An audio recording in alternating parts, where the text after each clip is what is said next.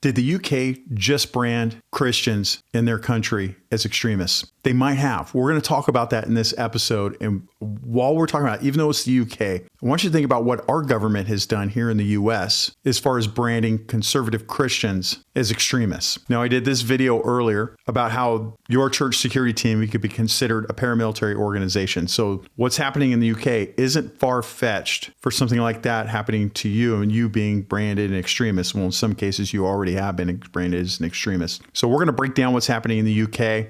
And we're going to let you decide if they're branding them as extremists. Now, if you love Jesus and you love getting content like this to keep you up to date, hit subscribe, leave a comment. The algorithm likes it. I appreciate it. I'm at 83,000 followers. Never thought that would ever happen. So the more you guys like and subscribe and click and leave a comment, the more the algorithm picks it up and shares it with other people, and the better off it is to spread his word. All right, let's go ahead and break this down.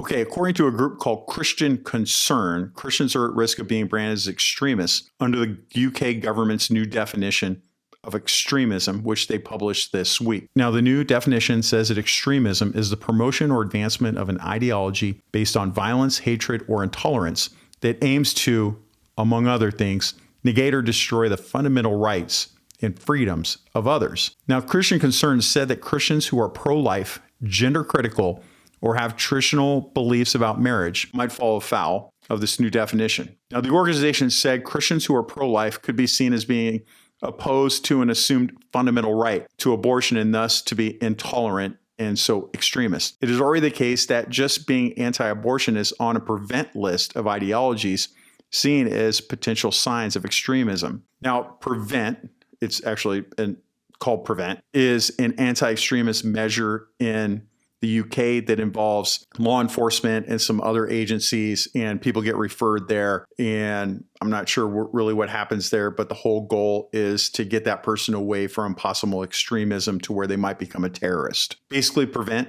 is the UK government's counterterrorism scheme that aims to stop individuals from becoming a terrorist. Now, Christian Concern pointed to specific examples of Christians who have already been reported to prevent for their beliefs, including a school chaplain, the Reverend Bernard Randall, who was referred over a sermon in which he told students they didn't have to agree with LGBT ideology. And in another incident, Christian teacher Svetlana Powell was reported to prevent after saying, "God loves you," to a lesbian pupil. Could you ever imagine in modern society that somebody would be referred to a terrorism bureau because you said God loves you? This is where we're at. Now, Christian Concern said that the new extremism definition was vague and could lead to Christians being excluded from influencing government policy. Andrea Williams, who's the chief executive Christian Concern, said the definition was not fit for purpose and that she expected to see more Christians being reported to prevent. Specifically, she said it's absurd that Christians could be deemed extremists for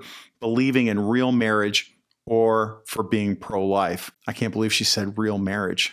She's going to get in trouble for that. She said that Christian Concern has supported Christians who have been referred to prevent for expressing their Christian beliefs. The new definition of extremism should have ensured that this would not happen again, but we know it will. Sadly, she said, sadly, I now expect to see more referrals of Christians to prevent, not less. Now, she called on the government to clarify the fundamental rights do not include abortion, same-sex marriage, or identifying as the opposite sex. She said, without this clarification, Christians who express their legitimate belief that marriage is between a man and a woman would risk being deemed extremist by the UK government. What do you think? Do you think that the UK's definition of extremism includes Christians? I can tell you from my views, I saw an interview with the former head of the UK Terror Bureau, a police officer, who said specifically this was bad the way they defined this, that so many people would be referred to prevent that it would overload the system. And I can tell you that bureaucrats, specifically governments, love to abuse their authority and love to abuse the new laws that they put out.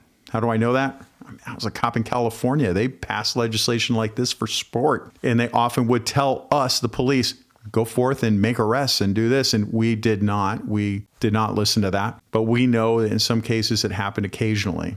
So Why am I putting this on a channel that's predominantly followed by U.S. citizens? Because I do, number one, have a worldwide audience because Christians are worldwide. But also, I have been seeing our government in the United States passing legislation that's similar to this, and I could see the good idea fairy in Congress, which we know as the squad, would try to pass something like this that would end out hurting you in the long run. What do you think?